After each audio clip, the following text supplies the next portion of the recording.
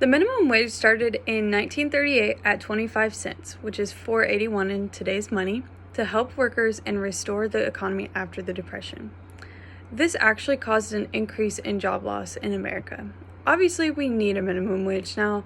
It's important to have this minimum wage in order to make sure that workers are getting enough compensation for their work. The main question that we are looking at in today's society of increasing inflation is whether or not we should increase the minimum wage to $15 an hour.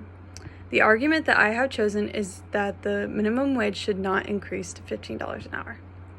To start off this presentation, I would like to remind you what minimum wage jobs are for. Minimum wage jobs are for starting workers, for unskilled workers, or for workers looking for some extra money. They are not meant to be lived on. After you are at a job for a while, there are usually opportunities for raises or opportunities to obtain a promotion, such as a shift manager position. Small businesses are at risk with an increased minimum wage. I worked at a local burger joint in my hometown in Illinois, where the minimum wage was $8.25 an hour. When I started, a large drink was $1.71, and now the minimum wage is $12 an hour. A large drink now costs $2.14. This is 2 years later due to the minimum wage increase. This is a 25% increase in the prices. Another instance from the increased minimum wage in Illinois is a steakhouse that is in the small town of Findlay, Illinois.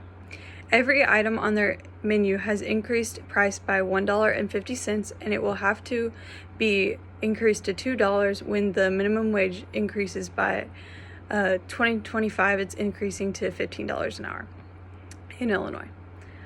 Price increases make customers angry, or they're unable to afford the food.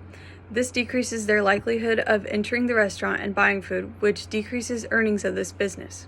Small businesses that sell other goods such as clothing or services such as mowing lawns or shoveling snow may not have the demand to pay workers over twice the amount of the current minimum wage and will have to close their business or increase their prices tremendously. In addition, if someone is increasing the minimum wage, those people are going to have to pay more, so it's not really worth it. Reduction of jobs can also occur from raising the minimum wage. If you have to pay over double the minimum wage as an employer, the employer faces the dilemma of hiring two people and having to pay double the wages, or hiring one worker and making that person do more work. If they cannot afford two workers, they are left to overwork one employee and leave the other one jobless.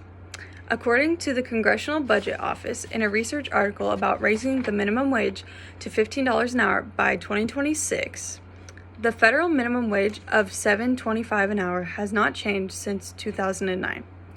Increasing it would raise earnings and family income of most low-wage workers, lifting some families out of the poverty.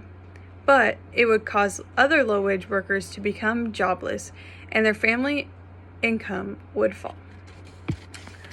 The jobs will be gone whenever we really need them and the goods prices have gone up. According to the negative effects on minimum wage laws by Mark Wilson, there are many unwanted outcomes for the increased minimum wage. The increased minimum wage increases the likelihood and duration of unemployment for low-wage workers, particularly during economic downturns. So I spoke about this earlier. It encourages employers to cut worker training. So typically you have to pay the new worker to come to the training, and then you pay the old employee to do the training, and they're doing the same job. You wouldn't want to keep that training up for very long if you're having to pay the double wages. Increasing the minimum wage increases job turnover, so people are being forced to do more work on the job, leading workers to be burned out and switching jobs. It discourages part-time work and reduces school attendance. So teenagers who are able to work with this higher wage, they don't need the diploma to do that. So they will quit school because they can get the high-paying jobs without a diploma. It encourages employers to cut back on fringe benefits. Employers can't afford these benefits whenever we're increasing the wages like we are. Increasing the minimum wage encourages employers to install labor-saving devices. This takes away jobs. An example of this is the self-checkout at the grocery stores. I know Walmart and JC, and I've seen a couple other grocery stores. They have the self-checkout area, which it only takes 1 or 2 people to run a lot of checkouts, which it used to be in the past where one person would have to run every register. So that's taking away some jobs. It would also increase inflation. It is clear that inflation. It's clear that inflation would occur since employers would have to increase the prices on their goods. Increasing teenage crime rates as a result of higher unemployment can occur. If teens can't find a part-time job, they may turn to doing risky behaviors after school. It also could encourage employers to hire illegal aliens. So the state doesn't know about illegal aliens, who they are or where they are. So employers don't have to pay them the minimum wage. They could pay the old minimum wage, or they could even pay them less than that. This is very dangerous, and it could get them in pretty big trouble with the state. According to the Bureau of Labor Statistics' most recent data from 2020, 1.1 million workers with wages at or below the federal minimum wage made up 1.5% of all of the hourly paid workers. So this data shows that not many people are actually making the minimum wage of $7.25.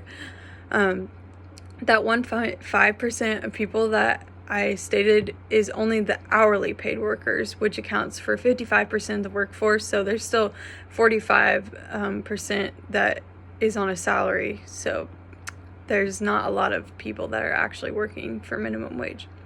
Increasing the wage of these workers would not help that many people incomes. All in all, the minimum wage is not good for the majority of people if it is increased to $15 an hour. Although raising the minimum wage may sound like a good idea to help some struggling families, we can see that it's not actually effective in that. It only helps a small amount of people working at the minimum wage baseline, and it decreases the amount of jobs that are available to help those people. Today we have been through all the ways that minimum wage increase would not be helpful, and I encourage you to vote against raising the minimum wage. Thank you.